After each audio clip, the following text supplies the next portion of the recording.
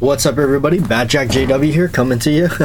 I've got the Rock Island Armory m206 38 revolver. This is the 6-shot, kind of a snubby here by Rock Island Armory, made in the Philippines. It's called the Model 206. It's got about 2-inch barrel, 2.5-inch barrel if you're counting the forcing cone. We're going to go ahead and take this gun apart for you right here on camera in HD. So I'm starting to try to do some of these HD videos here. Hopefully you like them. So first thing we're going to do is get a proper screwdriver and start undoing the screws here. I'm going to start with the grips. So I'm just going to stick this in here and just start. This screw is a little stripped because I think we've probably attempted this with the wrong head. So alright, pop these grips off, and the next thing I want to do is take the cylinder out, and that is held in by the set screw right here. So we'll go ahead and take that out.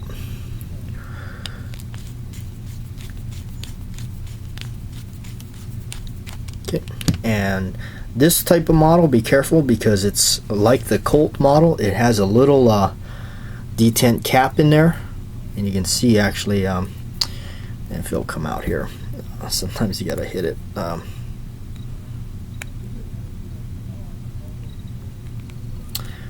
It does have a it's not coming out on me, but it's a cap with a spring inside, so be careful. Yours may come apart and you lose it, and it's not gonna be too much fun. Now you got that out, open the cylinder like usual, and that will come right off. Now if you want to take off the crane here, you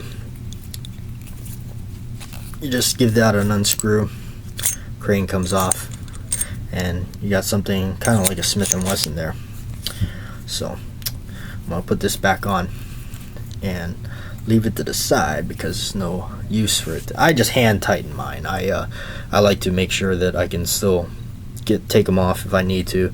If you're not familiar with kind of doing this and going about taking apart guns, you might want to leave these things parts in order. It's somewhere on your table the way you took them off, just so you kind of have some kind of recollection, or take pictures along the way, or do a video like I'm doing. Alright, so now the next thing I'm going to do is I'm going to pull the hammer back. Now this one does not require you to pull the latch back to actuate the hammer like a Smith & Wesson would.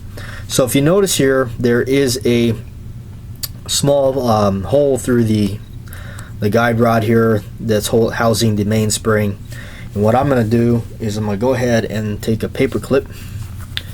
I'm going to put it right through there, just like that.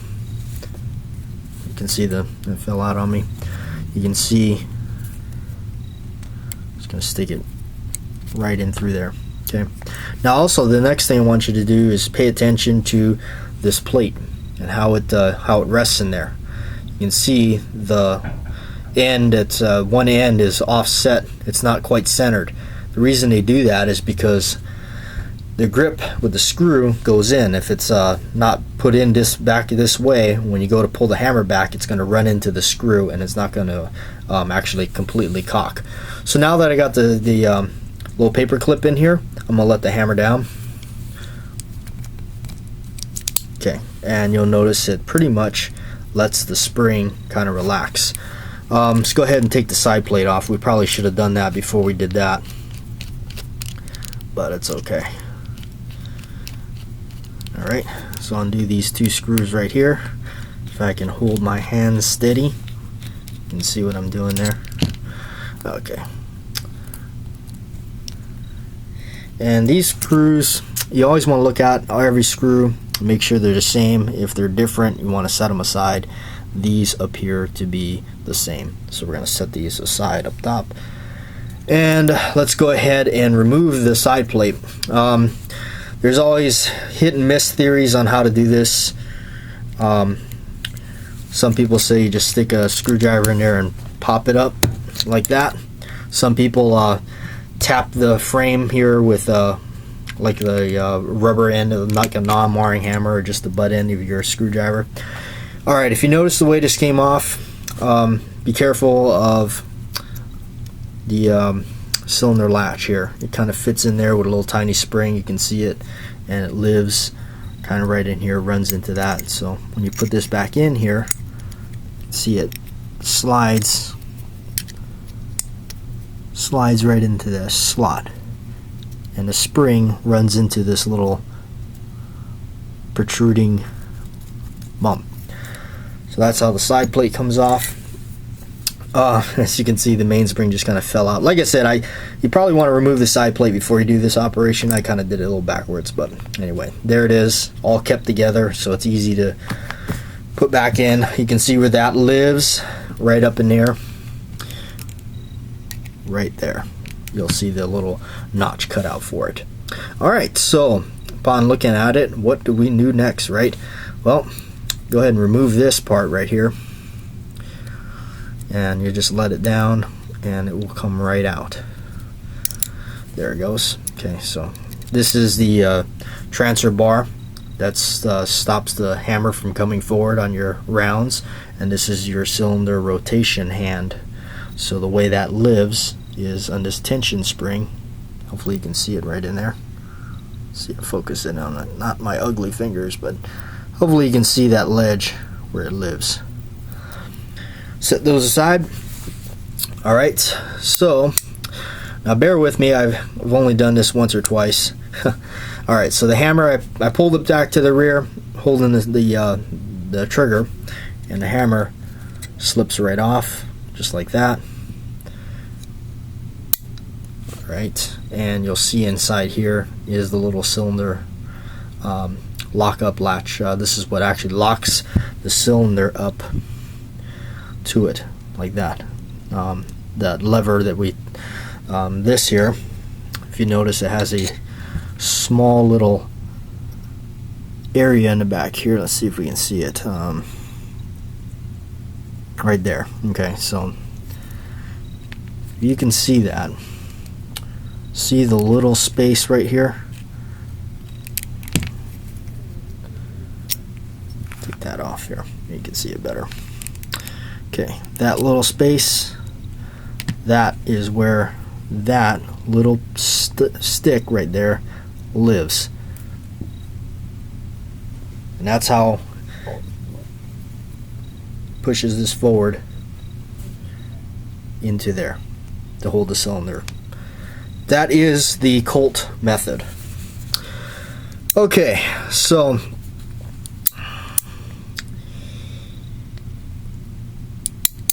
can see how that works in there.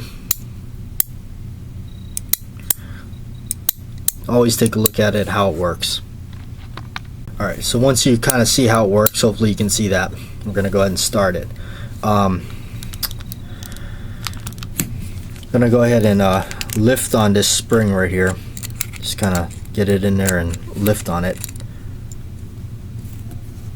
And see if we can shake it loose.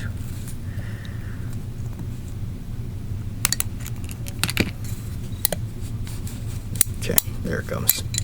Alright, so trigger's out. Basically this spring right here, which is now, this again is backwards from, this is not unlike any Smith & Wesson or Colt, this design here. It lives right in the side here. You can see the cutout trigger. Alright, so next part we're going to take out the cylinder stop hand. Alright, the cylinder stop right here, which just comes up on the top here, that's what indexes onto the latches or the notches right here on your cylinder to create a tight lockup. To remove it, you can see there's a small spring right in here. Be careful of this. If you lose this, it's going to be a bugger to find. So we're going to go ahead and get in there and just kind of lift up on it. You want to be careful because you don't want to damage it. Let's see if it'll come out.